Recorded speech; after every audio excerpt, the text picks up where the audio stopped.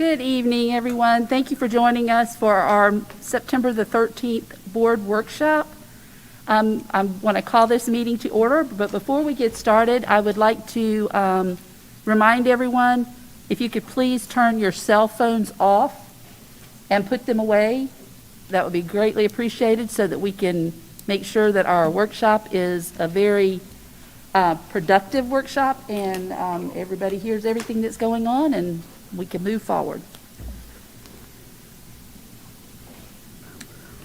Okay, we're having a workshop session today to discuss school operations in light of the current COVID-related activity within our schools. I'm going to turn it over at this time to Mr. Pye.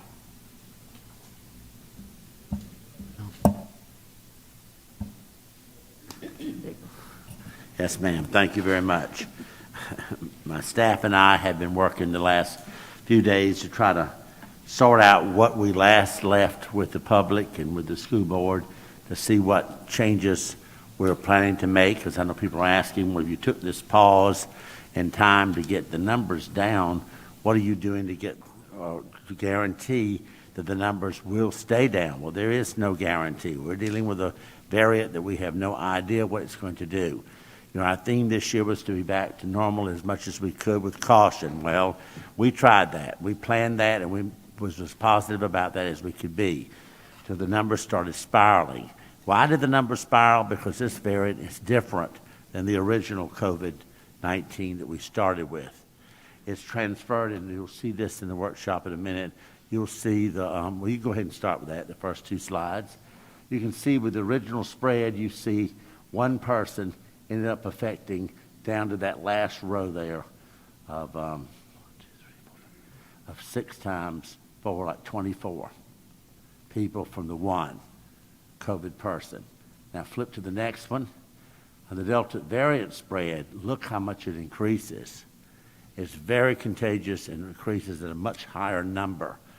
Therefore, you know you're going to have tremendous numbers. Another thing that happened during this period of time, we had the mask mandate and all that. More kids were wearing their masks as they started school, and they decreased in that. That was one of the ways that we could help with the lack of social distancing. Our classes again this year, even though we planned and hired what we could to lower class sizes, the teachers just aren't available. So we have all positions filled with the exception of 2 or 3, maybe 4, that's all, not 80 and 90 and 100 like other districts. Our principals have done a great job of making sure we try to keep that straight. But it does put a taxing effort for all of our administrators, particularly at the middle and high school, to make those numbers work. At elementary, they're low enough in the lower grades that we're able to do pretty good with the social distancing, even without minus the mask. But the mask certainly would have helped. So that mitigation strategy is out unless there's further notice from what the Supreme Court is yet looking at, the governor's office, or wherever we might get direction.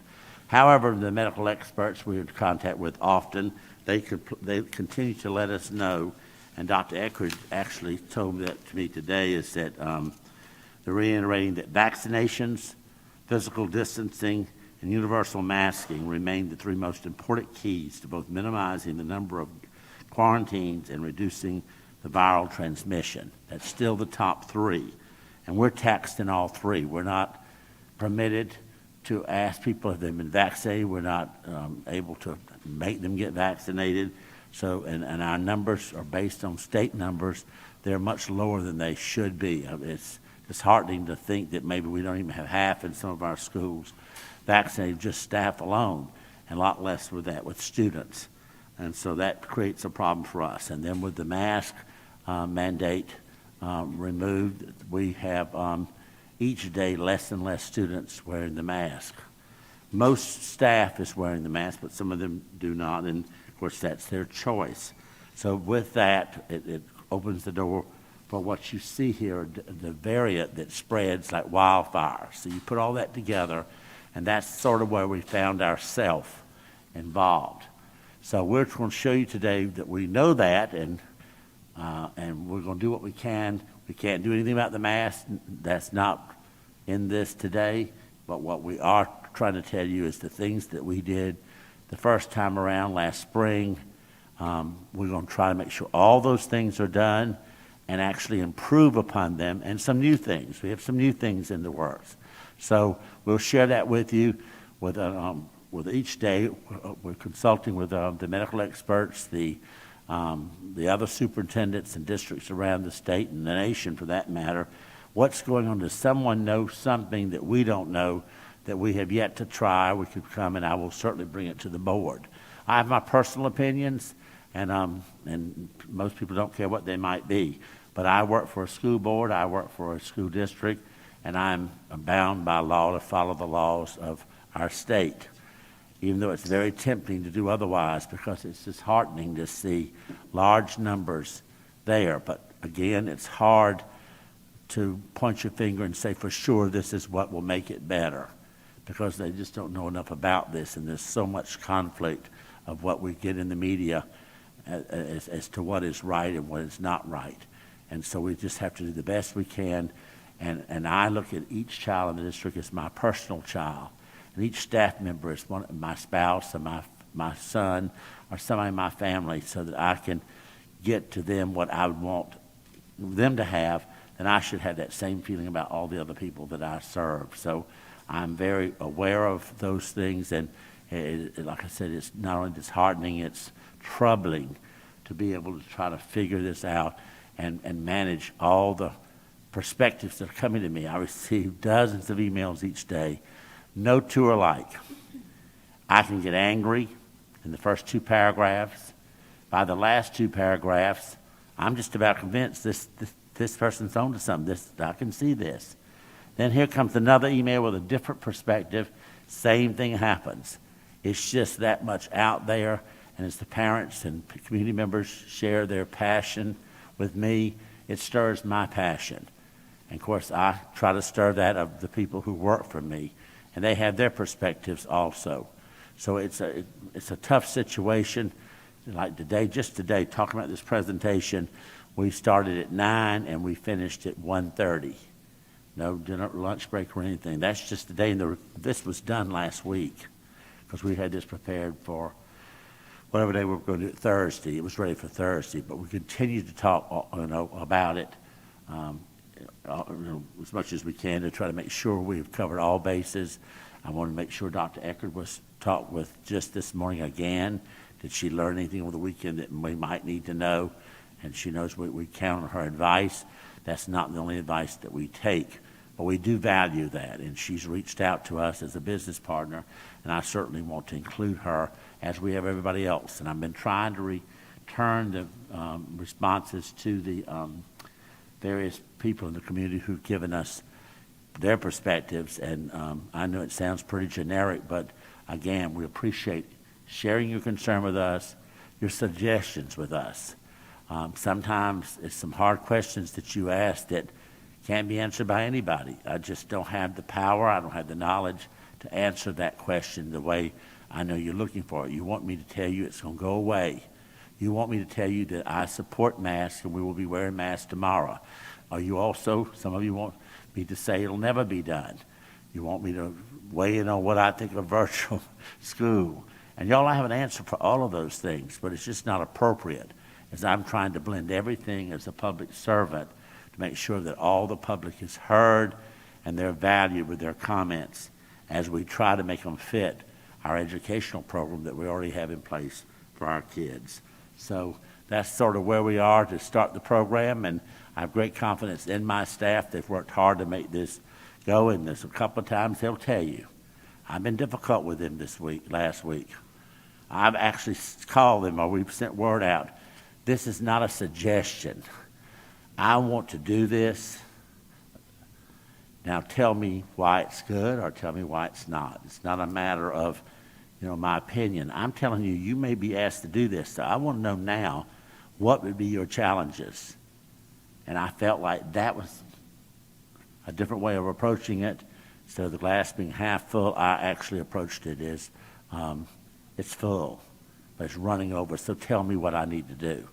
And I think we did some rethinking of things and validated what we were doing to be right. We included the principals, and I hope they included their faculties as we always ask them to do. But again, the more you include, the more diverse it becomes, and it's harder to have consensus. And we're not trying to take a vote or a poll. I know someone made a suggestion, and it's going to be brought up later, about dividing the school in half, say an elementary school, and have one side of the hall wear a mask and the other side not. There are pros and cons to that, and you'll hear that later as we address that issue. But what troubles me is it's just not that easy, because who goes in those classes? How are you going to pick who goes in there? When you do a survey to begin with, wouldn't that be the first way you did? Would ask the parents, which would you like your children to be in? All the surveys I've ever done in my career, you're lucky to get back 3 high schools. Oh, it's 43 per school. That's 120, 130. Those are classes you couldn't do anything about anyway, so they would have to be one way or the other. So who makes that choice? So there's just so many things like that that we want the input, but I don't like taking input when you know you can't do anything with it. I think it just creates false hope, and people, I said this and I voted for this, and 42% of the people voted for this. Why are we not doing it? Well, it was 42% of 50%. That was not a clear majority to make that decision. So a lot of explanation, but I'll get on with from those kinds of things and let my group tell us where we might be with this. All right, you gonna start, Julie?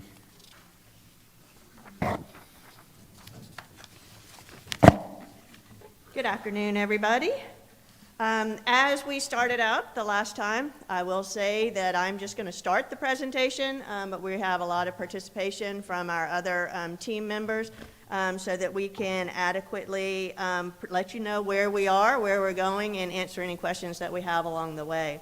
And so we're going to start out talking about mitigating strategies and cleaning and maintaining healthy facilities. Much of it, to echo what Mr. Pye said, much of what we're going to talk about are things that we already have in place. We are just kind of ramping them up a little bit. Having a break has given us an opportunity to get in and do some deep cleaning of classrooms. And the custodial department has got plans in place for increased daily cleaning and disinfecting of classrooms. We have proposals from other companies to come in and assist with that, because as we presented last time, we presented in all of our departments that we are facing staff shortages. And so these companies are able to give us proposals to come in and assist our existing staff so that all schools can have the cleaning that they have been getting, but on an increased level each and every day. So we are actively pursuing those types of things. We have information from one company already, and we're awaiting information from yet a second one as we speak. The principals has made sure that there is time built into their schedules to clean desks between class changes. Again, we will be supplying the materials and supplies that are needed to do that. That is most important, again, as was pointed out at the middle and high school level, where you have those class shifts and a whole new group of folks come in, because it's not as easy to cohort classes at the middle and high school level. Again, we've made sure that we've had emphasis on limiting or removing non-essential items from classrooms. Our principals have done a great job making sure that those items didn't creep back in, but we've utilized this time to make sure that we've had several sets of eyes on that information. We do have and will continue to provide and use hand sanitizer in all the classrooms, and we have made sure that all of the sanitizing stations that are available all throughout our buildings and departments are adequate in supply and in number.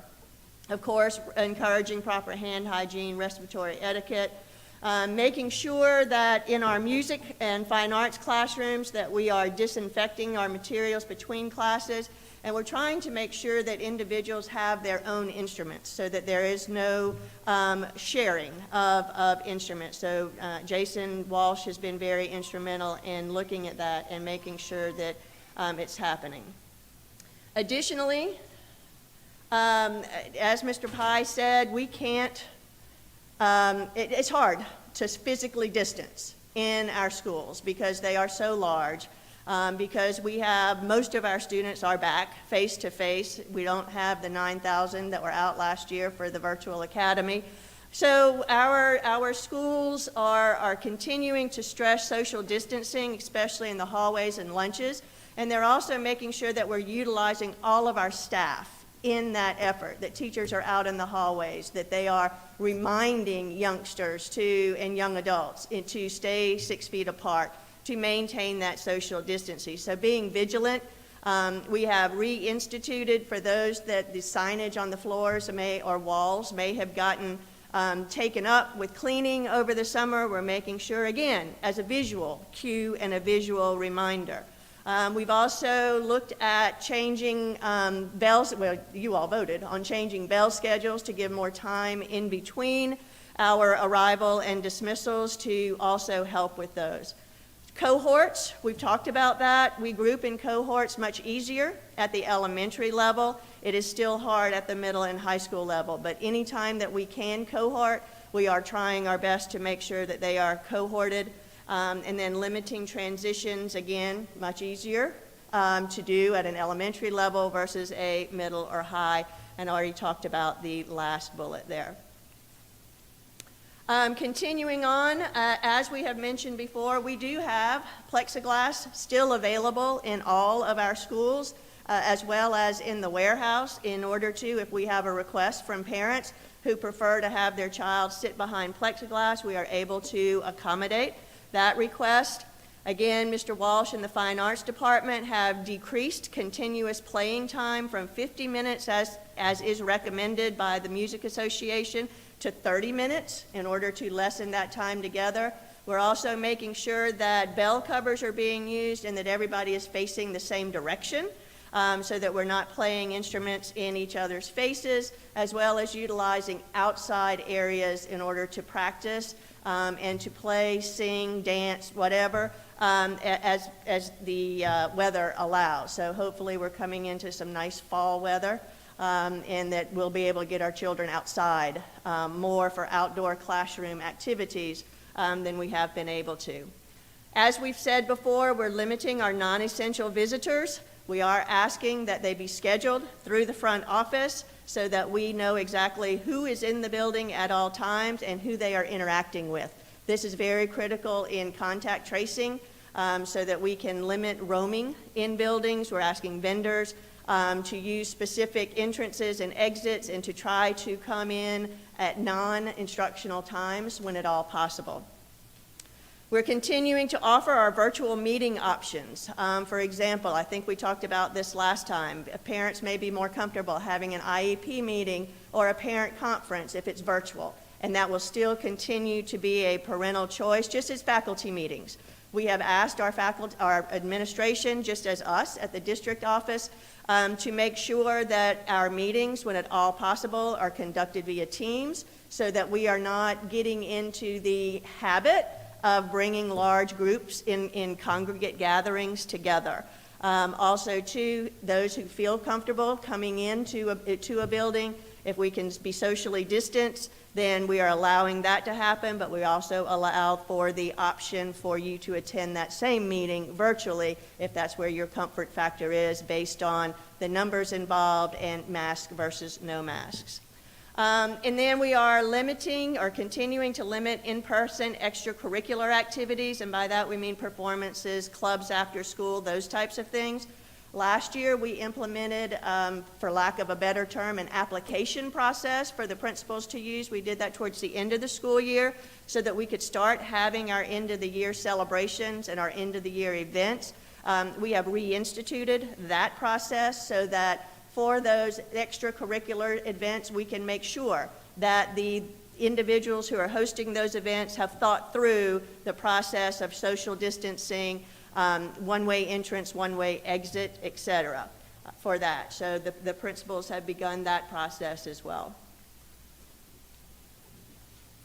Assigned seating and maintaining seating charts, we have begun to standardize our process for that, in order to make sure that seating charts look the same across the elementary level, the middle level, and the high school level, so that when Ms. Santa Maria and her contact tracing team, which begins at the school level with the school nurses, so that when they're getting seating charts, the process of being able to identify you as a close contact, you as not a close contact is easier because the system is more standardized. We're able to utilize Power School in some instances for that, and so at the elementary level, middle level, and high school levels, we are working with that.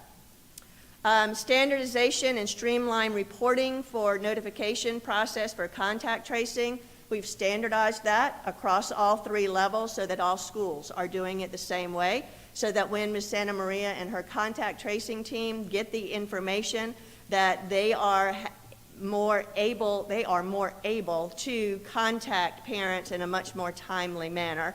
And she will speak with that further if you have questions.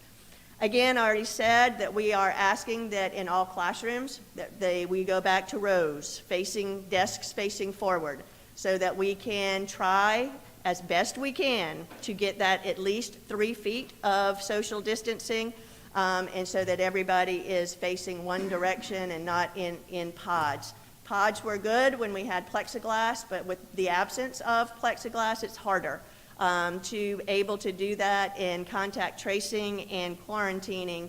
Again, as Mr. Pye said, and we will speak to later in the presentation, unless both individuals are wearing a mask, everybody has to quarantine even if you're 3 feet apart. So we're trying to help make that 3 feet happen when at all realistically possible.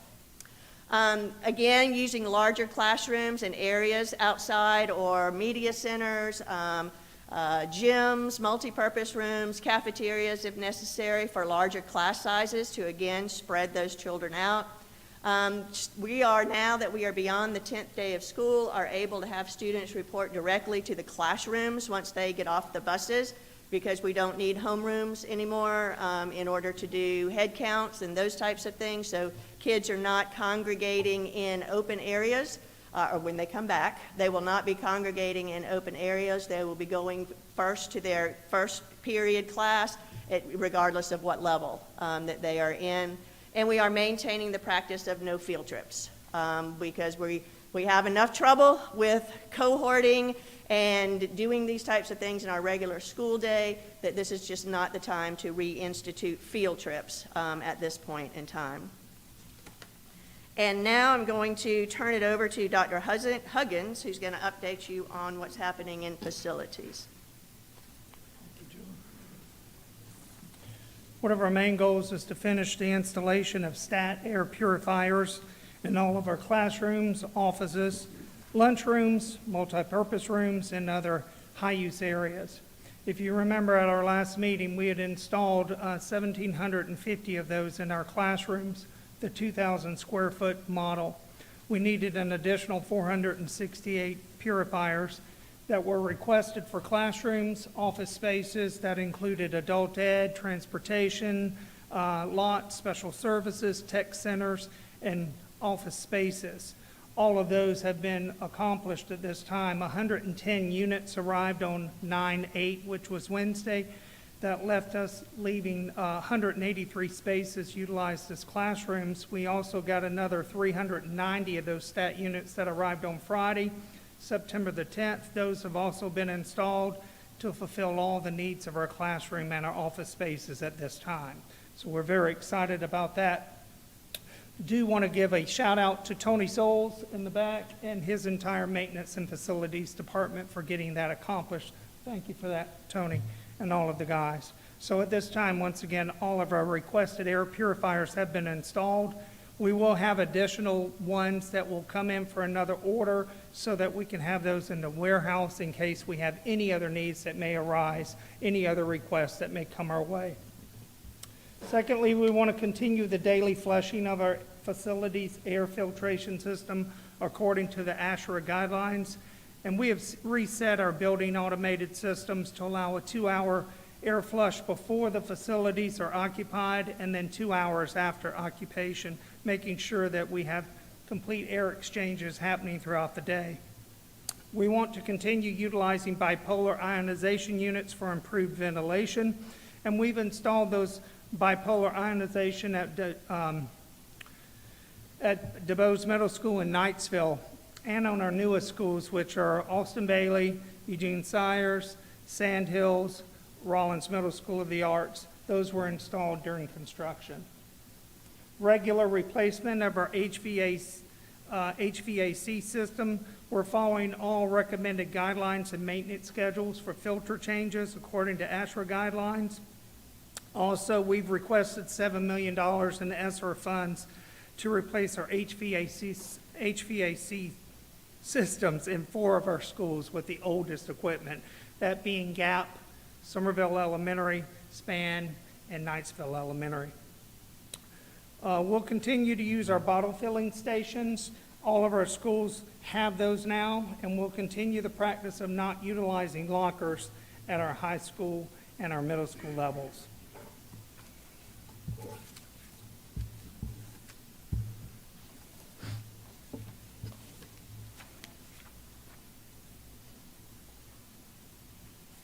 In our transportation department, they have continued to work hard in order to make sure that we are following the mandatory face covering order on buses per the South Carolina Department of Education.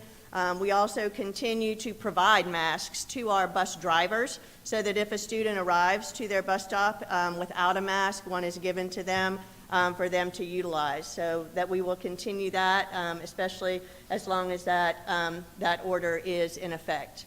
The additional time between elementary, middle, and high schools will allow Mr. Shope and his staff to clean and sanitize the buses. Also, it will give them time to run any double runs that need to be, that still are going to have to occur based on staff shortages. We hope that we will have the majority of the staff back on September the 16th, but we are still facing staff that is testing positive and others who are having to quarantine, not just in the transportation department, but across the board for things that are happening outside of our school buildings.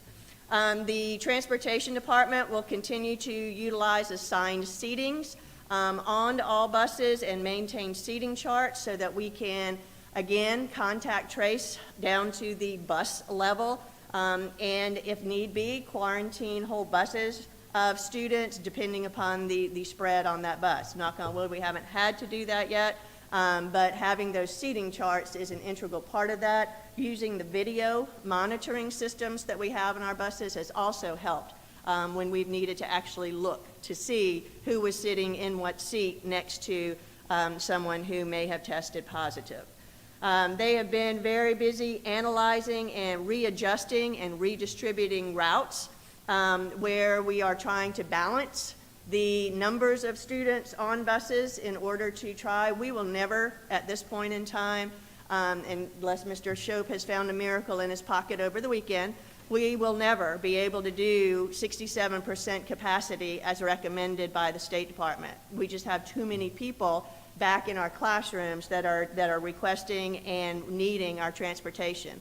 So they have taken a good hard look at all of the bus routes and have been able to redistribute several of those bus routes to equalize the numbers based on the current ridership. Another thing that the department has done, and we're pretty excited to say we think is going to come to fruition by the end of the week or first part of next week, is that they have gotten information from outside bus contractors who meet the qualifications of the State Department of Education to come in and assist us on a temporary basis. I believe we have a contractor who is able to provide us 6 buses. That may not sound like a lot, but that's huge.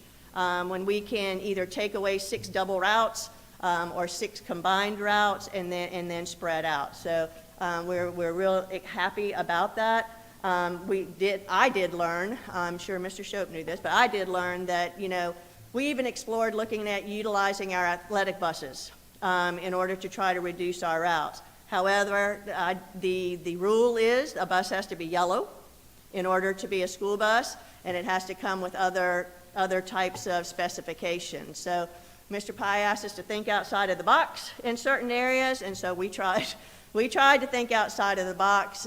Sometimes we could make the box fit our needs. Other times we couldn't make the box fit our needs.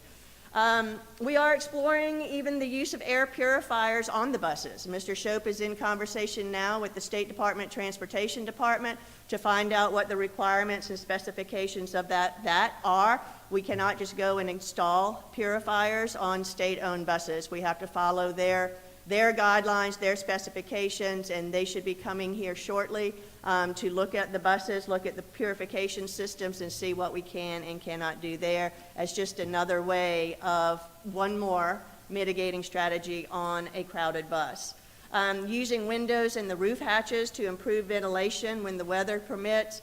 I already talked about the outside contractors because we were excited about that we actually found someone able to help us. And encouraging parents to drive their students to school if at all possible. And we will continue, like we do our other groups, compensating drivers for driving double routes, picking up those additional routes outside of their regularly scheduled routing system. Same goes for food services. Mr. Zaney and his team have been working to continue the touch point sanitization process. They're working with the principals again in order to make sure that as children are coming through the lunch line, if they are coming through the lunch line, to just pick up and take their lunches back to their classroom, that they are maintaining the 6 feet distance. So again, signage, demarcation, those types of things are important. We've adjusted lunch times as needed to allow for fewer students at a time in the cafeteria. Each level has developed and devised their plans for either eating in the classrooms, eating outside if the weather permits, utilizing larger areas, or rotating groups of classes in and out of the cafeteria where it allows for more social distancing, not having everyone in the cafeteria at one point in time.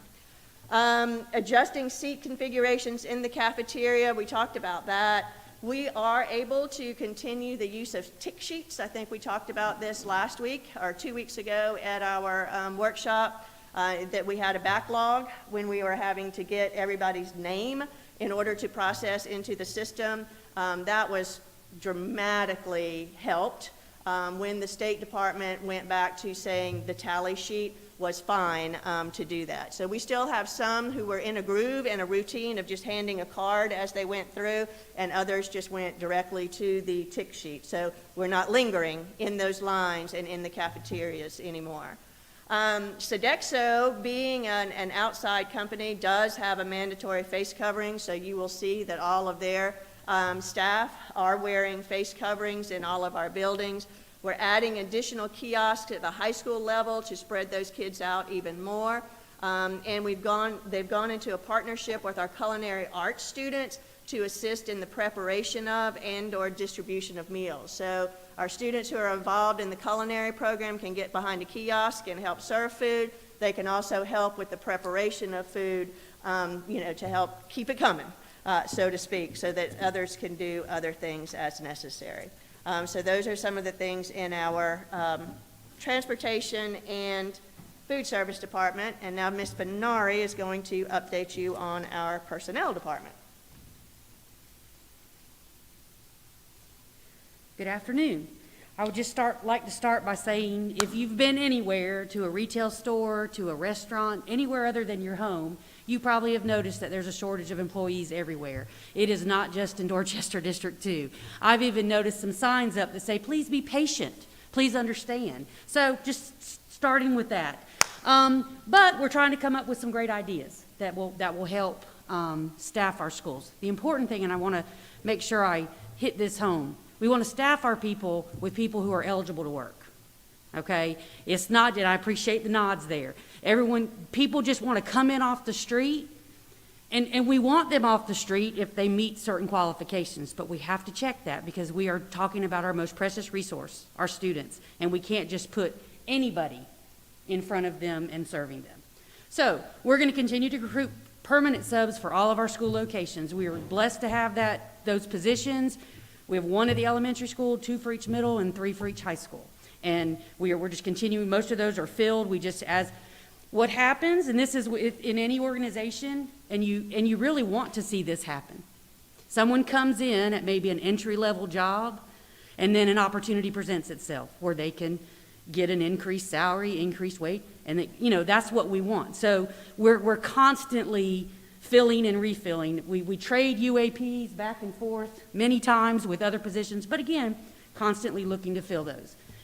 Utilize school-specific volunteers where possible, and what I mean by that is, we've had some parents say, hey, I'll volunteer in my child's school to cover a class. For those single-type situations, we have an abbreviated training that we give to those people who are willing to do something on that day. We still have to do some checking of them. It just can't be, we want to make sure that everybody that we utilize should be in front of our students in some capacity, whether it's helping a TA as a TA in a classroom with a certified teacher in there. But those are some things we're doing too. We've also increased the daily rate for our subs. We've heard that cry year in and year out. However, there's a trickle effect when you do so. So some of our people who maybe are in other positions who don't get paid that much now want to be substitutes. So, it's a balance. But we've raised those. Non-certified is 90 per day, and certified is 120. So not a bad gig if people are willing to do it. If any of you get the paper anymore or look at it online, we've had huge ads in the paper over the past week, and we'll continue to do that. One of the other things we're doing is we're exploring the development of a vaccination incentive program for employees. Not saying we're going to do it, we're just exploring it because a few other places are doing that. We're also seeking the use of an outside contractor to facilitate COVID testing for our faculty and staff.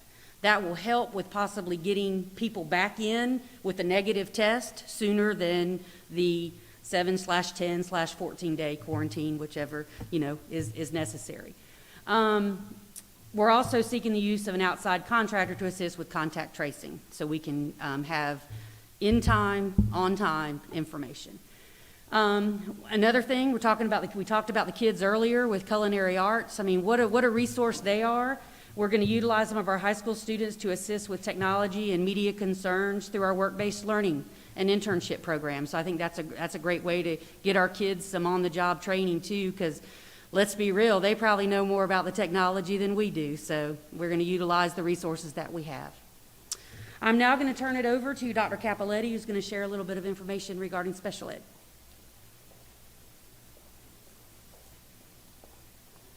Good afternoon, Mr. Pye, Ms. Hughes, and board members. Thank you for always your support of students with special needs. We're going to continue to monitor the spread of the Delta virus in classrooms, in all our classrooms, with students who have special needs, particularly the self-contained classrooms where the two main mitigating factors cannot be applied, mask and distancing. Our classrooms like autism, preschool classrooms, intellectually disabled classrooms, they need a lot of hand over hand, like I said last week, with toileting, changing, feeding, and the children somehow, because of their disability, aren't able to keep a mask on all the time. So those are the two factors that I think continue to cause, the Delta spread a little more in those types of classrooms, unfortunately. We're going to continue to offer that rigorous extended school year program, which was very, very good this summer for mitigating loss. We had 358 students, special needs students. We had speech camp with about 60 students. We offered virtual if the parents wanted virtual for 40 students. We had some walk-in services. Remember, our service is from age 3 to 21, so it's elementary, middle, and high. So we were spread out in all the schools in our district, which is a great service. We're thankful that our parents supported that, and we got to mitigate some of the loss from last year. So we continue to prioritize the individual needs of self-contained students.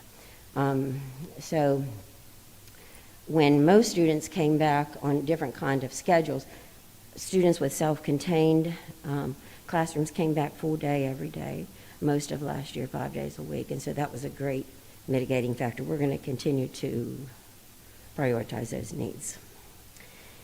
Okay, this is explore the school-by-school classroom model of service during quarantine and or this temporary virtual situations that we're in.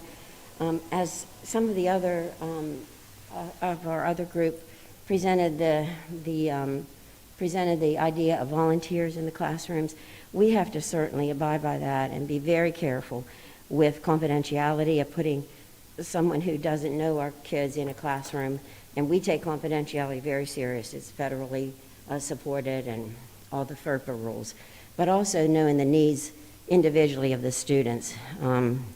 We have to make sure that they are, know the students well enough to know their accommodations, their special medical things, what student has the seizure, which student does not, which student needs special behavior interventions. So it's a little bit tricky to put volunteers in classrooms, but we're going to hope that maybe we can do some of that. And it's going to be related to the availability of the teachers. And back to the first bullet, typically when the self-contained classrooms are quarantined, the teacher and the TA is also quarantined. But it's going to be related to the availability of all the related service providers: speech, OT, PT, ABA, our hearing teachers, our visual teacher. And so all that will come together, hopefully. We're going to explore how some of that could look. And then the last two are relative to the goal of regression and compensatory services. When it comes down to monitoring those students' IEP goals and what the students come back to school demonstrate a regression in, then the IEP team on the last bullet will meet.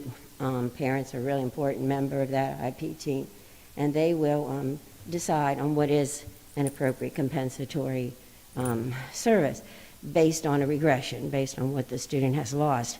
It can look like evenings after school makeup. It could look like weekend home services to support. It could look like it could go to extended school year next year and look like what could that look like in a rigorous fashion for our students when a team determines that compensatory services are needed. I'm trying very positive about everything that we can do for our students. So thank you. I'm going to turn it over to Amanda, our Director of Nursing, Amanda Santamaria. Thank you. So I'm going to talk a little bit about something that we addressed at the last board meeting, and we wanted to give you a little bit more information about that. So that's our reduced quarantine option. This is something that the CDC and DHEC offer as options to bring staff and students back into buildings sooner, but in a safe way. So for our staff, our quarantine has been reduced to 7 days for those staff members who remain asymptomatic after their exposure and who are tested no sooner than day 5 from their exposure. So that's something that we've been able to implement. There's some requirements there in terms of the type of test that has to be done, a PCR or an antigen test. No at-home test can be used. They have to submit documentation of that negative test to us so that we can clear them to return to work. Staff members who develop symptoms during their quarantine period are treated similarly to those who would be excluded for COVID symptoms, and so they need to either provide a negative test result or complete a COVID exclusion period of 10 days from their symptoms. For our students, we have a reduced quarantine option of 10 days. This is for students who are asymptomatic from the time of their exposure until 10 days. They return on the 11th day. Students who have symptoms are treated again in the same way as individuals who have symptoms and are excluded from school under COVID exclusion. Testing continues to be recommended, so although we're not accepting negative tests to return students back to school sooner, we do still recommend that. That is the best practice from DHEC, that individuals who have a COVID exposure be tested immediately after their exposure and then again in 3 to 5 days. So we continue to recommend that for all of our exposed students. There are some criteria. If you could go to the next slide. There's some criteria that are in place for individuals who are returning from quarantine early. They need to continue to symptom monitor until the end of their 14 days from their exposure. They need to wear a mask while at work or school, and anytime social distancing cannot be maintained, which again we know we can't require, but we strongly encourage for all individuals, not just those who are exposed. And then they have to social distance to the fullest extent possible, which again we know will be difficult in some settings, but we're trying our best, and we'd ask that those returning from quarantine do as well. Fully vaccinated individuals, so those who are at least 14 days from receiving their second dose of the vaccine, are not required to quarantine as long as they remain asymptomatic and they provide us with documentation of that. And individuals who have had COVID-19 in the last 90 days are also not required to quarantine as long as we have documentation of their COVID test and they remain asymptomatic. So in going back and adjusting our quarantine dates for anyone who is out past the 16th, we will still have 4 staff members who will still be out despite a reduced quarantine option, and 326 students as of about noon today who will be quarantined using the reduced quarantine option, but who will still be out beyond the 16th. All other students and staff who are out on the dashboard as of 6 p.m. yesterday will have returned, not including anyone who's quarantined between now and then, obviously. And we did retroactively adjust this, so anyone who had a date beyond the 16th that would now be eligible for reduced quarantine, those staff members and parents were notified of their ability to return sooner without symptoms. So we have some information here about the thresholds and what we would look at to close a classroom or a cohort. This is something that we've been utilizing this school year as kind of a benchmark for what might need to happen for a particular class or cohort. So we've been using a 15% or more class enrollment. So if we have 3 cases minimum or 5 cases maximum within a 14-day period, and that's positive cases, not including students and staff who are quarantined, then that classroom and cohort is looked at and evaluated and typically closed, meaning any remaining students who weren't previously identified specifically as close contacts are quarantined following the 14 days from last exposure, which now would obviously be 10 days, assuming no symptoms. This has been easier at the elementary level because students are typically cohorted throughout the day. It's a little more difficult at the secondary level. We have had some instances with our special education and self-contained classrooms where this has been possible, but because the students don't travel in cohorts, it's much harder to identify those groups where there may be multiple cases. Yes? Can I ask a question while you're still on that? Sure. What about vaccinated people in that situation? So in all instances, whenever there's an individual, whether they're identified as a close contact or they're part of a classroom group to be closed, as long as they're vaccinated and we have documentation of that, they're not required to quarantine, same as those who have had COVID within the last 90 days. Amanda, why is it different between the staff and the students, the 7 and the 10 days? So we opted to kind of start slow and see how it goes. Currently, the recommendation for students and staff in schools remains 14 days from last exposure. So we felt like this was a good compromise. Staff members are more readily, their testing is more readily available for them, given their means to go get tested, and their ability to provide us with that documentation and accurately symptom monitor is a little bit easier for staff members than students. So we started with that for now, and we're going to kind of see how it goes. Yes. Sorry, just to clarify what this means. So this is saying that an entire class would be quarantined if 15% or more of the class tested positive, Correct. but not vaccinated Right. students. Anyone within that cohort who's fully vaccinated or who has had COVID in the last 90 days would provide us with that documentation, and they would resume school or work normally. Okay, thank you. Next slide. So this is some guidance that was released just very recently by DHEC. I think that they were asked, just like we've been asked by many parents and members of our community, to have a threshold for what we would do to close down a cohort or a school or a district. And so they provided this information. This is not something that we've currently necessarily implemented, but it's something that we're putting out there as an option since that's what the health department is recommending. Again, they're recommendations, not requirements. Quarantine remains a requirement, but how we go about it is not that way. So some consideration may be given when a school is unable to maintain operations due to staffing issues. So districts could consider closing a school or closing a grade level if that was a concern. When 30% or higher rate of absenteeism in the school or grade level is due to students in isolation or quarantine because of COVID. So that would be positive students as well as quarantine students.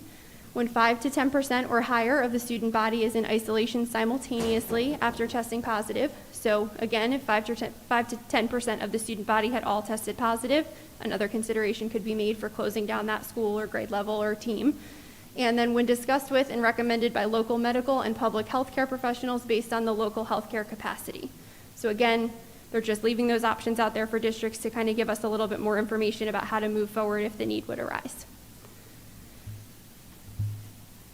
So these are just some diagrams that DHEC has released, and we felt like it would be helpful for you all to see these as well as the community to kind of understand the differences in close contact scenarios. So in this scenario, everyone is a student. All of the students who are potentially close contacts are wearing masks, and they're at least 3 feet apart from the positive student who's in the middle, that green germ. And the only individual in this scenario who would need to be out of school or work would be that individual in the middle, because they're all wearing masks, they're at least 3 feet apart. So everybody else would be able to stay in school and just be monitored for symptoms. This next scenario, everyone in the cohort is a student, again. The positive case in the middle is wearing a mask. They need to isolate. They've tested positive. Everyone that you see with a sad face there that's closer than 3 feet needs to quarantine. The individual who's 4 feet away and not wearing a mask needs to quarantine. The individuals who are at least 3 feet away wearing a mask do not need to quarantine because positive student and close contact are both masked and 3 feet apart. And then anyone closer than 3 feet, regardless of mask use, would be quarantined. Can I ask a quick question while you're on Yes. that slide? So just to make sure that I understand, it looks like to me the mask is the only differentiating factor between those two slides, is that right? Yes. So, and then plexiglass does not, as far as the DHEC requirements go, plexiglass does not change that, correct? There's currently no written guidance from them in terms of the use of plexiglass, but if we were to look at what their guidance was last year, it was at least 3 feet apart, both individuals wearing masks, both surrounded by 3-sided plexiglass. So they've removed the plexiglass requirement, but the masking requirement. Yes, And I is think the that's same. where, so would you agree this slide right here is how we ended up with 5,300 kids on quarantine?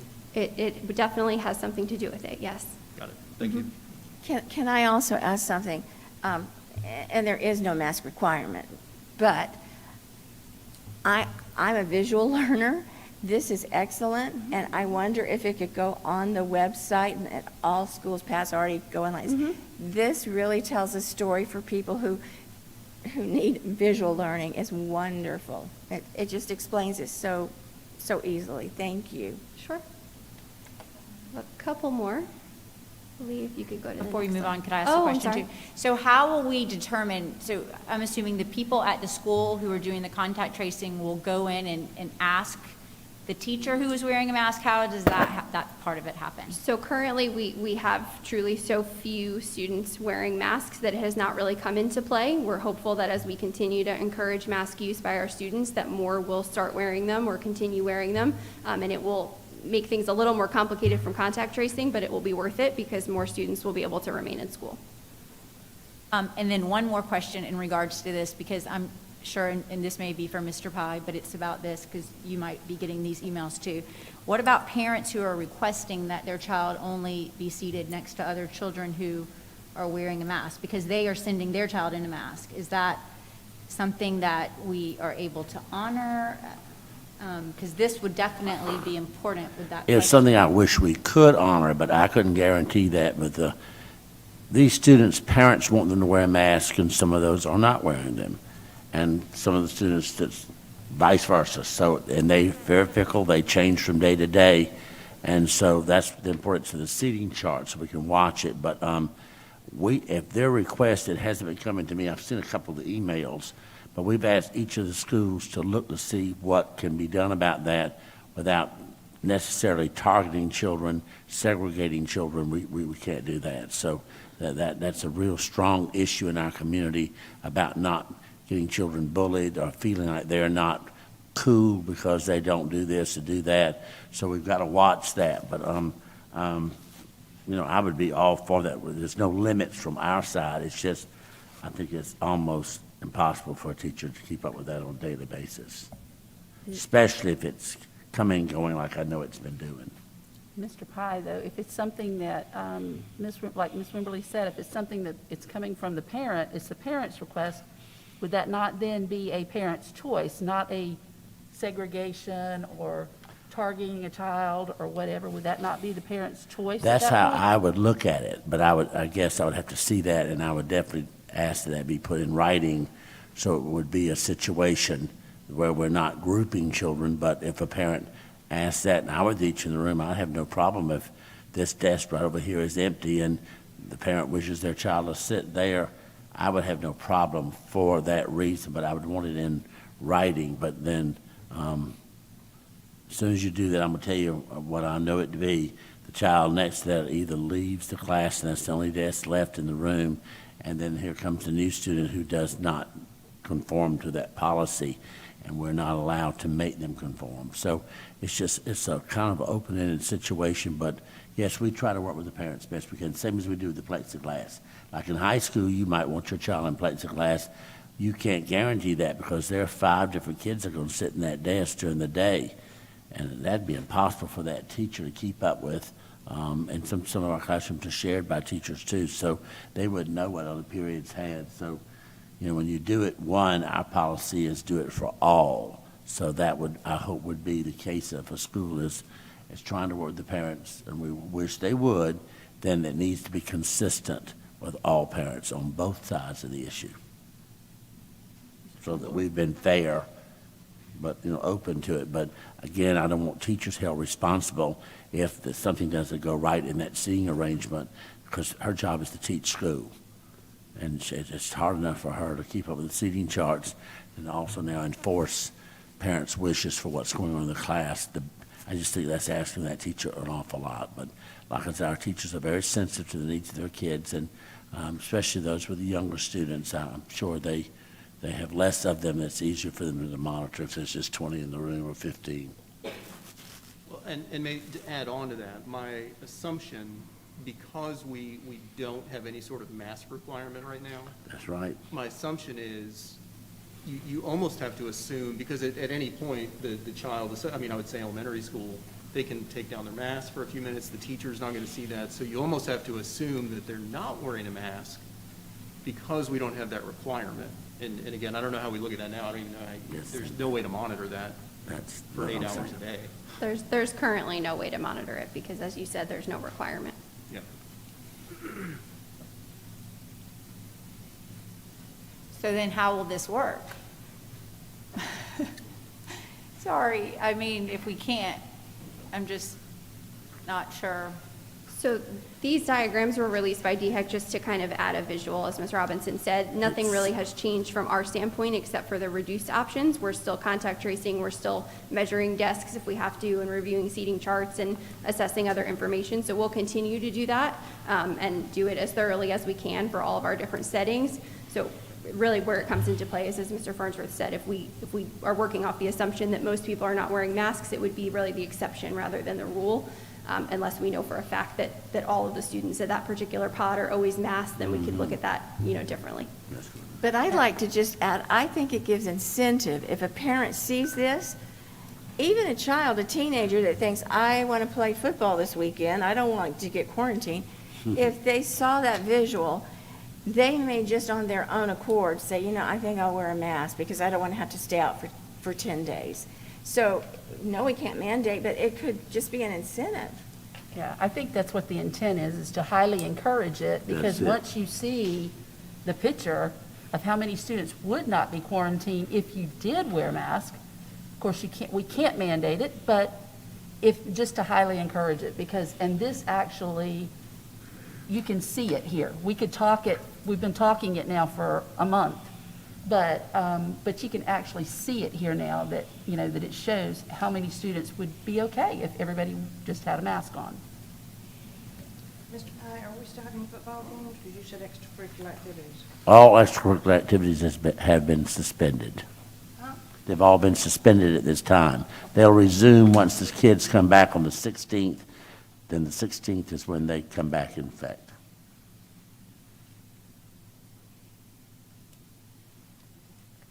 So in this next slide, again, just another visual here, the student in the middle is the positive case. They're unmasked. In this situation, regardless of which students around them are masked, anyone closer than 6 feet is considered a close contact because both individuals were not masked. You can't reduce the distance to 3 feet. And then the next one. In this scenario, this is just to kind of give you a contrast. Whenever staff members are involved and we're not looking at purely student-to-student contact, the distance that's required is always 6 feet regardless of mask use. So again, masks are helpful, they help mitigate the spread, but when there's a staff member involved, the distance required between staff and student or staff to staff is still 6 feet.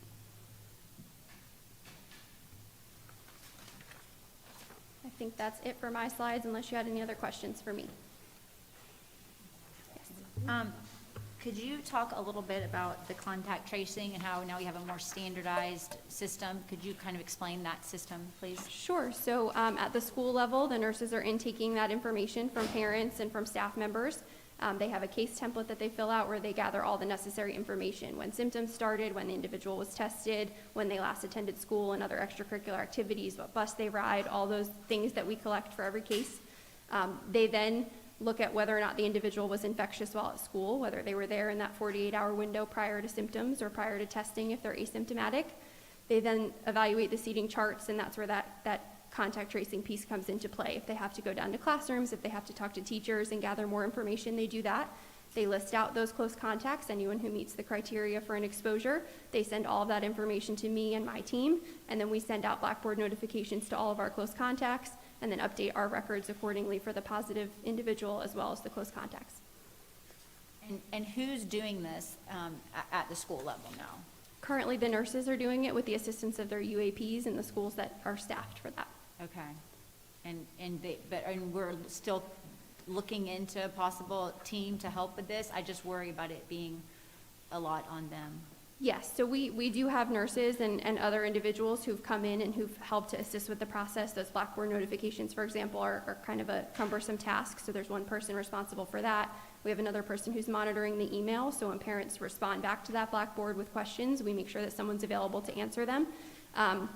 The tricky part is that for the contact tracing piece to be effective, it really needs to be at the school level. They are familiar with those teachers, the size of those classrooms, whether or not, seating charts are not to scale. So it's difficult without being in the building and being able to see that information in real time. So currently they are still working on that, but we, are looking at other options to kind of take other things off of their plate so that they can focus on that as needed. Okay. What other possible things, other options, and what taking things off their plates? Like, could you talk a little more about that? Sure. So the individuals who are working in my office with me and working remotely on things like that are able to kind of take that contact tracing piece. And so the notifications that were happening at the school level where individuals were being called from the nurse's office about close contact exposures, that's now moved over to the Blackboard piece. We are looking at potentially having a schedule where the individuals who are staffed to sort of help me can be available. So the nurses know every Tuesday through Thursday they don't have to look at the seating charts. They can send over pertinent classroom information and have someone remotely taking care of listing off the close contacts. So we're bringing in a lot of people to try to help with that. And then as Ms. Fernari said, we're looking at some outside contractors to see if we can lessen the burden off of them even more. Okay, great. Amanda, Yes. these kids that are coming in that, do we have any way of them having to bring proof that they've got it? Because I've heard that a lot of kids are just calling in to say they have COVID, or the parents are, so they can stay home. And then I've heard just the opposite of that as well. So there's no way for them to have to say, bring in something to say they've had it, or that they've got a, been positive or negative. Is there any way that we can? Right, so for negative tests, we have to require documentation. So if we send a student or staff member out under COVID exclusion because they're symptomatic, or in the case of staff members reducing quarantine, we are required to ask for proof of that. For our positive cases, we've not yet encountered a situation where someone was not willing to give us proof of that, but all of our cases are cross-referenced with DHEC, so they send us a batch report. I get one pretty much every day, and it's several pages with cases and close contacts listed out for every school. So if we have a situation where we need to confirm a test with them, we just send them a student or staff member's name and date of birth, and they let us know exactly when their test was confirmed and when their isolation period is over. Just quickly, so one of the pieces of feedback that I think a lot of us have seen deals with the question or the comment that we are sending healthy kids into quarantine. And so I think to fix that statement, I think there's some misunderstanding. I just want to make sure you agree with me. We are, as a district, as you guys, we're the end user of regulations and protocols that are set out via state statute from DHEC. Is that correct? Yes, that's correct. Okay, so it's not us necessarily. It's not the district. We don't have a policy. There's nothing that we're particularly doing. We're not picking and choosing. All our quarantine is based on close contact, which is determined by South Carolina DHEC. Right, the DHEC school and child care exclusion list, which has existed long before COVID-19, lists out all communicable diseases and other exposures that would require a student or staff member in a school or child care facility to stay home and be excluded from school or work. That has been updated in the last year or so to include COVID-19 infection as well as exposure. So we're required by law to carry that out. So when an individual is identified as a close contact, we are required to quarantine them and not allow them in our buildings and our activities. And so again, so I think so folks understand, to answer the question, would you agree, are there some kids that are probably perfectly healthy that are being sent home on quarantine? I would say yes. I think you Yep. probably would too. Yes. But again, I think folks need to understand that's not because of what we're doing as a district. That's because of South Carolina DHEC regulation. And so my statement would be if somebody had that type of concern, and again, I'm just seeing if you agree or not, they would probably need to take that to South Carolina DHEC. Yes, because they make that rule and we just are responsible for following it. Okay, and I don't know, do we have information on that exclusion list? Is that on our website currently? We do? Okay. Okay, yeah, I don't know if we can make that more prominent, because that just seems to be something that we're seeing more and more, that folks don't understand where this is coming from. They think it's just us kind of picking and choosing, and it's really not. So I know I'm reiterating that, we've said it for a long time, but I just want to make sure that information is out there. So, Yes, thank you. That's a good point. One more thing. They're saying now it's time to everybody go get the flu shot. Well, I know when I took one of mine to the pediatrician, they said they're going to have a flu clinic at the end of September. Now, is that going to have any bearings? I mean, because they're younger. Is that going to have any bearings on COVID? I mean, will that help at all? I mean, this is just talking about the regular flu shot. Sure. I mean, they're two separate viruses with two separate tests. So individuals who get vaccinated against the flu would not have protection against COVID.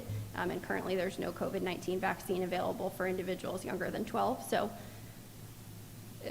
it may impact our overall absenteeism rates if we have individuals who are, testing positive for the flu. Hopefully, getting vaccinated will prevent that, but it won't change much in terms of our COVID numbers. Okay, I'm going to turn it over to Pat Rayner.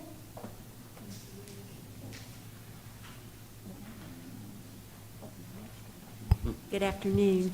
Well, all this wonderful information that we're sharing this afternoon will certainly be, as we do each board presentation in regards to the COVID situation, is immediately posted on our website at the district level and school level under district news, where you can't help but see it.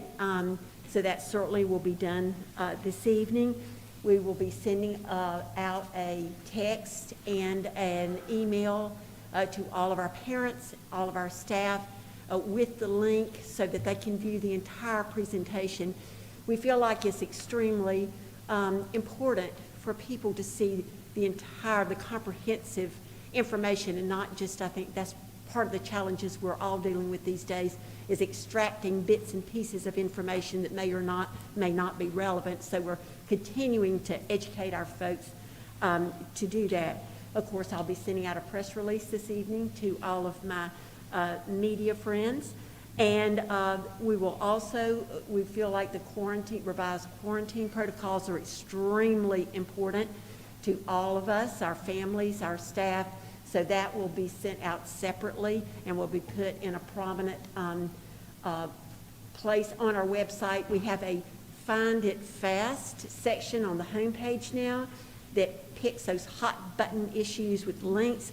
So we're hoping that our folks are getting used to this, a go-to place.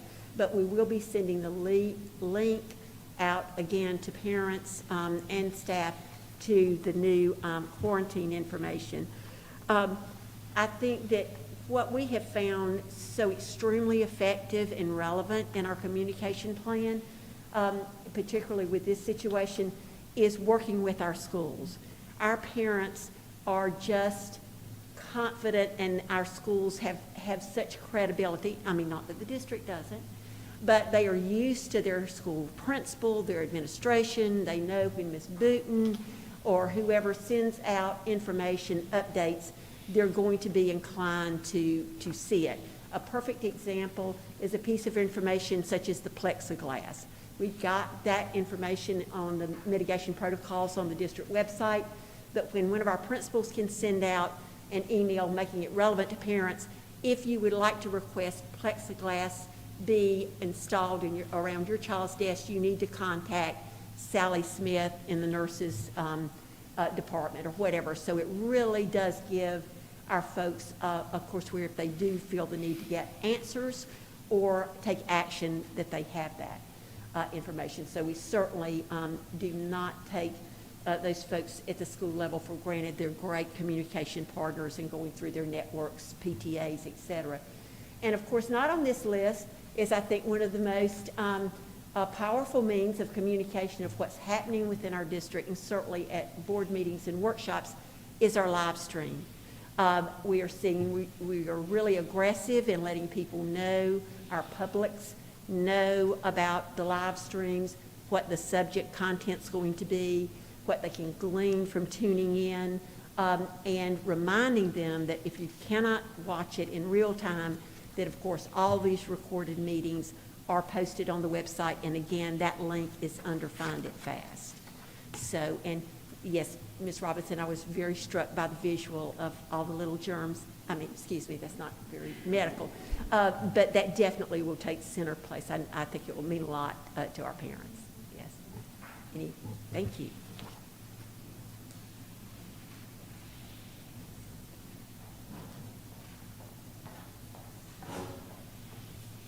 Good evening.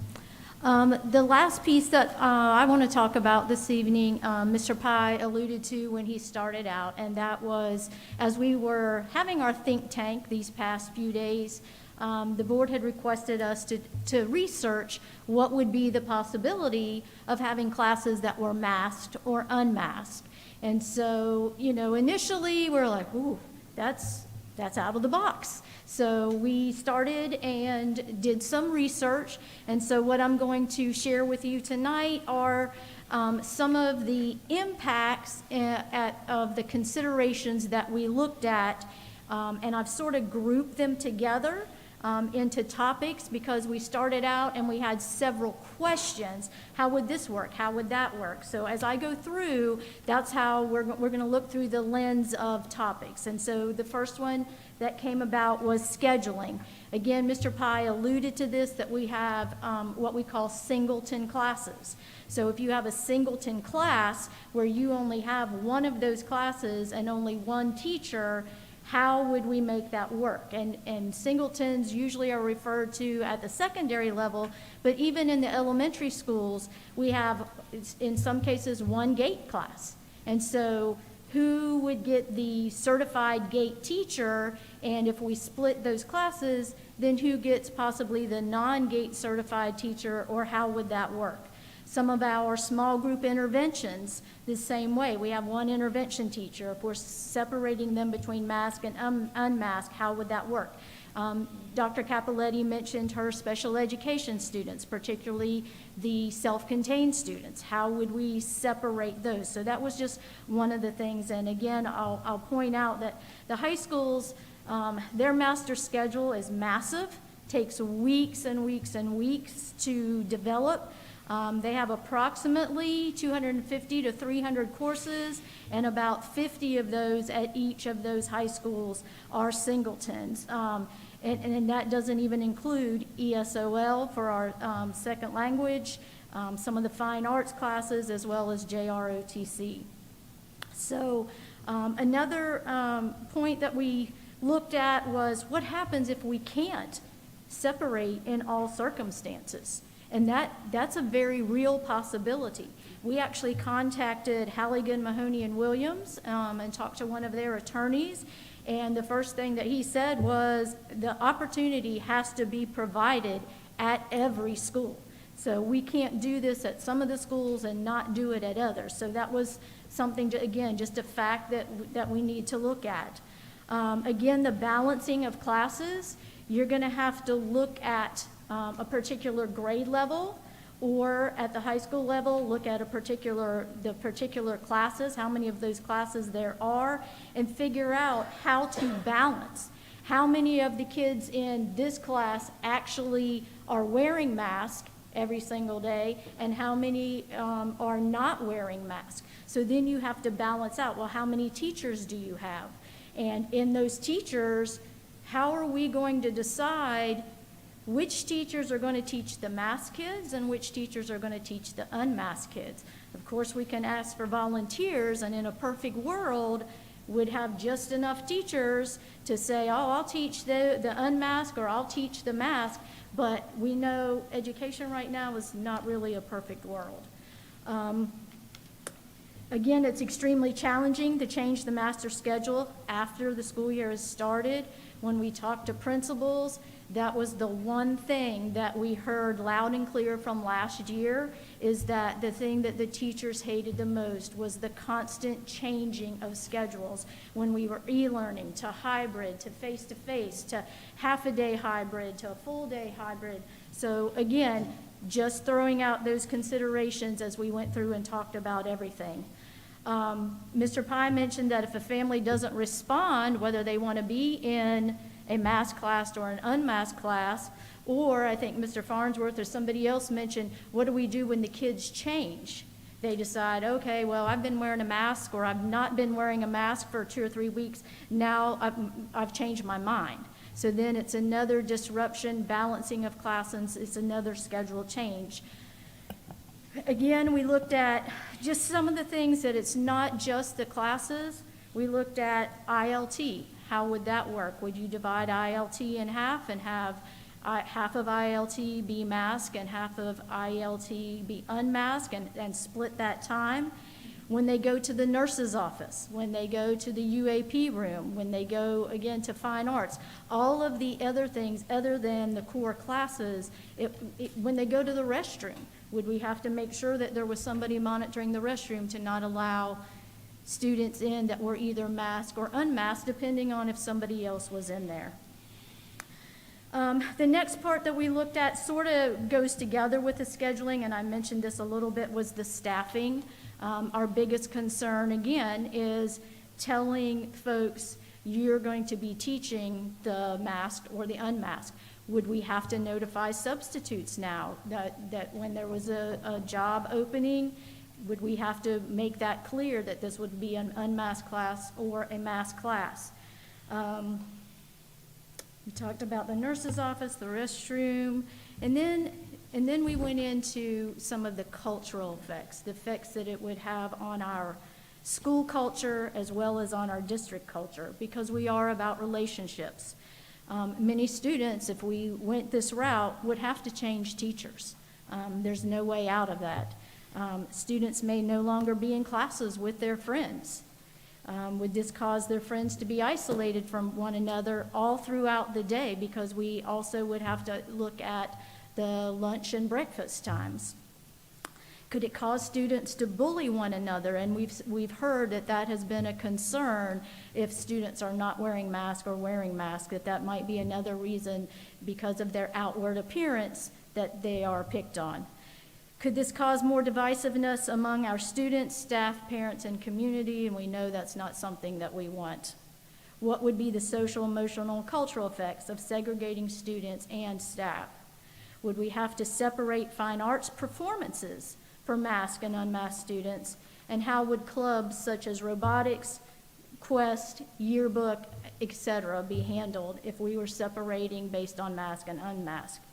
And thinking ahead, if the requirement for mask wearing on buses is ever lifted, would we then have to have masked and unmasked buses to be able to provide our students with the transportation? If a mask mandate is implemented, would there be an expectation to return to the initial master schedule, causing yet another change and disruption? Again, we did exactly what Mr. Pye asked in looking at all possibilities and looking at all considerations. Checked into other districts. Could not find any that are presently doing this, although there were 2 in the United States that we looked at that we could find information on. Elkins, Arkansas is not requiring masks, but they are sitting students 6 feet apart in classrooms, whether they are masked on one side and unmasked on the other side. Although the article did not appear that the community was entirely happy with this, which is something I think we really need to consider. The other one was Austin, Texas. Here they were mandating masks, but they were separating students if they came in and did not have on a mask. They were putting them in another room and giving them work to do. So they were separating, but again, it was more of a punishment because they did have a mask policy. When Ms. Radcliffe and I posed this to the principals, some of the comments, and I just want to give what the comments were because I think you want to hear from what the principal said. This would be just as difficult as going back to hybrid. There would be uneven numbers to balance in classes. The number of emails and phone calls that I got during the opt-out time referenced that I was being discriminatory, and the perception from those parents I wouldn't want to have again.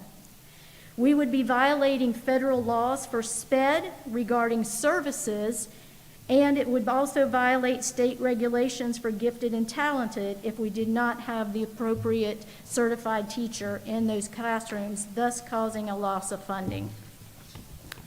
I mentioned this earlier, but it could vary from day to day if students decide that they would or not wear a mask because we do not have a mask mandate. The relationships are fairly strong now, although we feel that they're not as strong as what they once were, and this would not help to foster that in the future. One person said there's no way to do this. And finally, to wrap up, we have a great district, and this was from another principal. We have a great district. This would nationally define who we are. The world wouldn't hear anything else about DD2. Its quality, its tradition, its relationships. What they would hear is that we were the district that separated students based on mask preferences. And our question then was, is that the world-class district that we're striving to be? Ms. Eastep. Yes, ma'am. I thank you for that. I was one of the board members that asked about that because we received a lot of emails saying, Sure. Nobody said the word segregation, by the way. It was choice. I just want to make that so clear. It would be a parent choice. And so we brought it to Mr. Pye and says, we're getting these emails. Is it possible? Because we're not in the weeds like you all are. Right. So we bring you what we hear. You have gotten in the weeds and you have answered so many questions that we needed to hear and that the public needed to hear because it's a lot more complicated and everyone needs, everything you said is beneficial. So thank you for the research. Sorry it took so long. No, you're fine. But probably you've saved other districts now from doing it because they're going to use our information that you all did. So on behalf of me being one of the board members that requested, thank you. Yes, ma'am.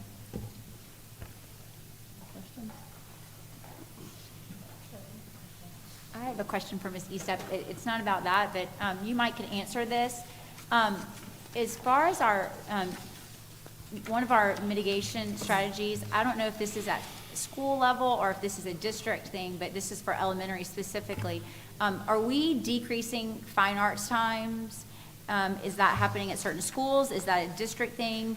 And if so, does that affect the teachers' planning times? I'm just curious because Mr. Walls, as you saw on the previous slide, had suggested that we look at 30-minute classes. And I've heard loud and clear from many of the schools that the teachers are concerned. So what they've gone and done, and we can double check on this, but what they've gone and done is maybe compromise for 5 minutes, because what they're looking at is being able to, whatever materials they're using as they're pushing in now, because they're going to be pushing into the classrooms, is being able to wipe down if they've had some kind of instrument, if they've had some kind of art supplies. They need that transition time to be able to clean up, get ready for. So I think, if I'm not mistaken, and if you hear differently, please let me know. But I think seriously that after that came out last week,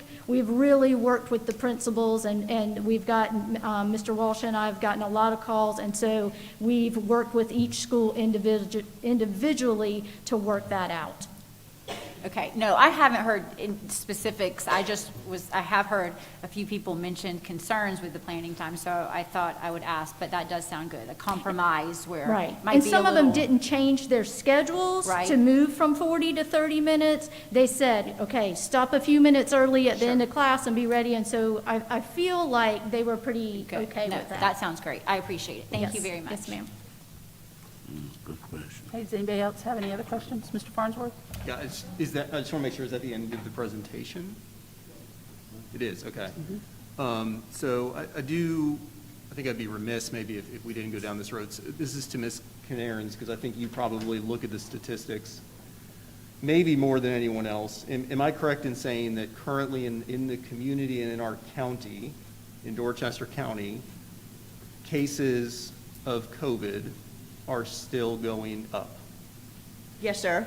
You are correct in saying that. I didn't bring my hard copy with me, but as of the countywide data that was released this past Thursday, that was current through midnight Wednesday night, Dorchester County still leads the state in the number of incidents. I think we've topped countywide 2,200 cases were reported since our last report last week. Yeah, and last I saw, it's still going up, so I don't think we've reached the peak. I don't think we've plateaued on it. And the reason I go that direction, I still have a concern, and please don't misunderstand.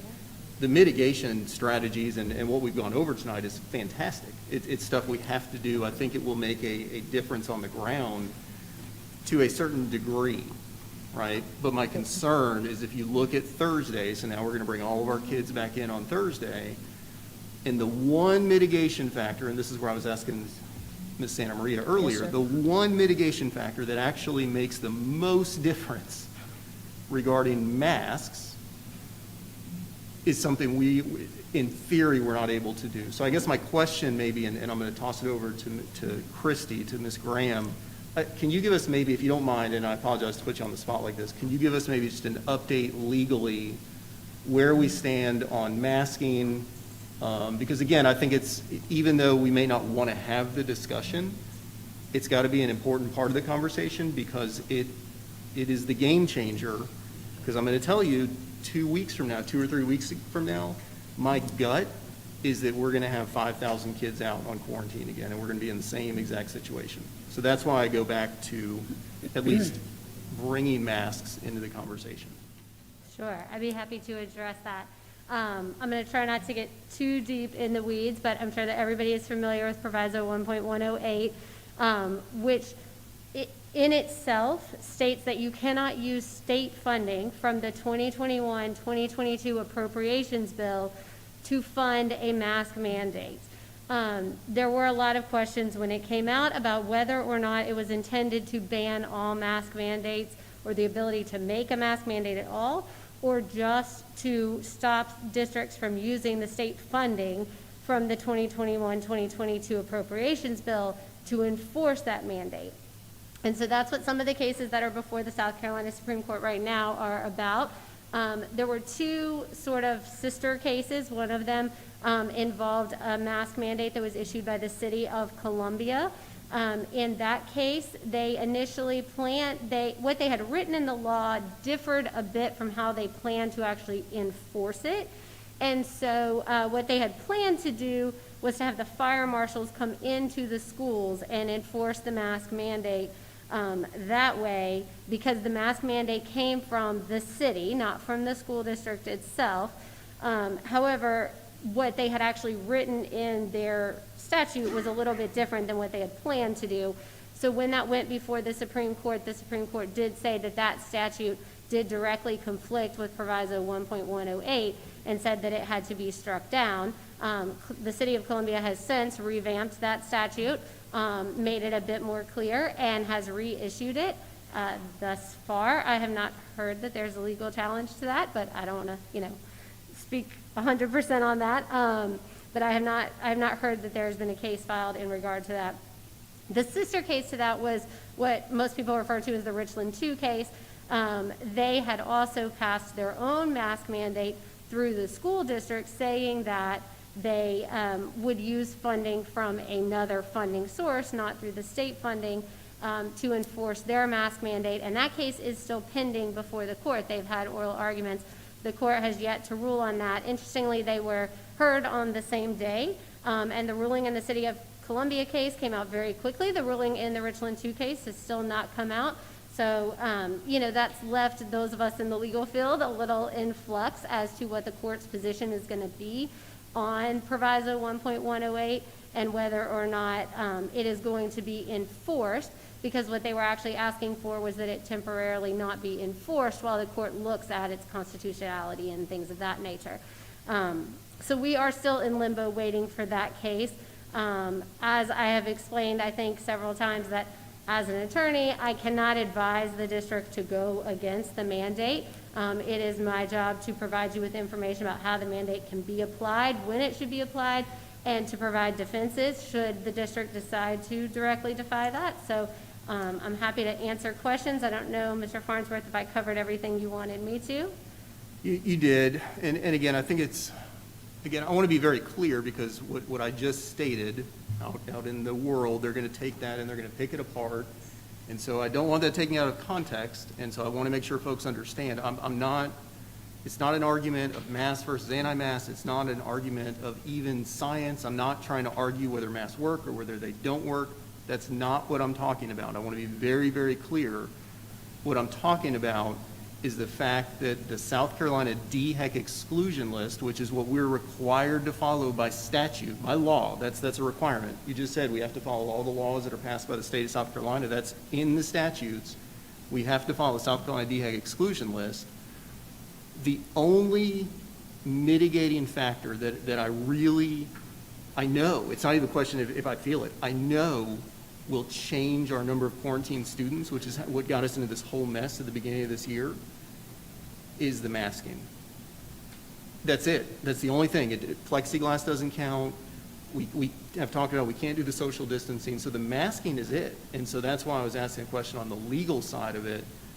I don't know what to do. We're really, really, really in a bind. We're between a rock and a hard place, because we've got our hands tied from Columbia, and we're about to have another significant issue where we've got thousands of kids quarantined again because we can't do anything to mitigate that based on that exclusion list. Ms. Graham, can I just ask how many districts in our state are complying with that law? And and you may not know, and that's okay. I'm just curious of how many districts do we have and how many are complying? Right. Don't quote me 100% on this. I believe Ms. Canarins might be able to weigh in that there may be 7 districts. 7 districts that have mandates in place. Yes. So how many are complying with it then? How many? So there are 79 districts, so 72 of them. 72 are. Yes. And you said about 7 are not. Yeah, I believe so. I would say it's less than 10 that have a mandate in place, and they have faced some of them face legal challenges or enforcement challenges. So that's sort of where that's one of the issues with it. Thank you. Mm-hmm. Well, and that, Ms. Robinson, just to that point, that's why I asked initially, Dorchester County is number 1 in the state as far as the rise of COVID cases. So we're in a bind, and guys, I don't know what we do. Yeah, I think that's why it's important that the statement that we made earlier, that it is highly recommended that you wear the mask. And that was why all the slides were put up showing that if you wear the mask, then the chances of your children not having to be quarantined are a lot less than if your children are not wearing masks. So if having your children are in school, in person, in front of your teacher is important, then the answer to that, as you said, Mr. Farnsworth, is mask. So that's why you're being highly encouraged to wear those masks. I agree. The problem with that, though, is as much as I want my child in school, there are people that will not put their child in school. And so by us not being able to implement any sort of mandate, that child that's not wearing a mask is then taking away that right, even if the child wears a mask, even if my child wears a mask. You see what I'm saying? So it's just, it's a I very do. difficult situation. Yeah, I do understand that, but the thing about it is if you don't let your child wear a mask because you're saying somebody else is not wearing a mask, then you're yet another child that's not wearing a mask. So the thing is each parent has to do what's right for their child, and hopefully they're thinking about, if my child wears a mask, then maybe the other children will do the same thing, or maybe they will be sitting around children that all have masks. So if they highly encourage their child to wear it, that's cutting down on the number of students that are not wearing it. So hopefully that's what parents are going to get out of this workshop. It's exactly what I got out of it. As well as all the air purifiers that are in every room now. And I think that is a huge step because the air's clean. So I feel like you guys have tightened this lid so tight for us to bring our children back, and we hope nothing happens. But I think y'all have done some amazing things in a few days, and I greatly appreciate it. Yes, does anybody else have any other comments, concerns? Mr. Pye, did you have any closing remarks? Just want to thank those who put all this together. It's really a massive team effort, and again, it's the uncertainty of the whole thing, and I think it was captured. And as much as I don't like hearing anything that might appear to be negative or we can't do, I do feel that a lot of our issues have been people not understanding our limits, what we are doing, and I think it's important to put this out in a community forum where people can hear what we're doing. There's people out there who disagree with things that were said. There's still going to be other suggestions. Even some of the ones we've talked about will still be on the table. We deal with that, and that's okay. We're fine with it. It makes us think. As I told the team last week, we've got to be thinking out of the box. We've just about tried everything, and it looks like it's hopeless in so many ways, but we can't ever give up. We have to keep looking, and we have to prove to the public we're doing everything in our power that we can do. As soon as we get a break on anything else, whether it be wear the mask or definitely we're not going to ever wear a mask again, well, once that's decided, I think it will set the direction where we can not get bogged down in that debate, and we do the best we can of whichever side it falls on, and we will do that. But so thank my team, and thank you, board, for your questions, your patience, and your support on this, because it's not easy. And we all have our personal opinions, and I said, I have mine, and if I had my way about it and people aren't going to like it, I'd have everybody in masks because I saw what it did. It's not going to guarantee it will do it again, but I'm not in for breaking any laws. I believe in the rights of people to have their own choice for their children. I believe that too. So these things are just in such a conflict with each other that being in the role that I'm in, it makes it very difficult, in the role you're in, to try to take sides. It's not we're playing up the middle. We have to weigh in everything and try to see where's the best leverage for the majority of our students to get the best care we can give them. So that's right. Do you remember last year approximately how many parents we had sign the opt-out form for Yes, the ma'am. masks? We had 22% of the parents said opt out, and That's very low. 78 said stay. It was very low. So if those parents were willing to send their children to school in masks, then that could make a big dent in the number of students we have quarantined. That was That's a my good thinking. point. Very good point. Great point. Okay, does anybody else have anything else? Okay, again, on behalf of the board, I would really like to thank everyone that took the time. I mean, this presentation was wonderful. I think it did everything we needed it to do so that we could understand and we could see the position that you were in, which ultimately we are in as well. And I think it explains a lot. I think we needed it to be out there so that the public could see it and hear it and understand it, and I think you did it. We appreciate it. And I think now we'll take a short little break, and we'll be back here at 6 o'clock for our regularly scheduled board meeting. I need a motion to adjourn our workshop setting. Motion to adjourn. Second by Ms. Crosby. Any further discussion? All in favor? 7-0. Thank you very much. See you back in a little while.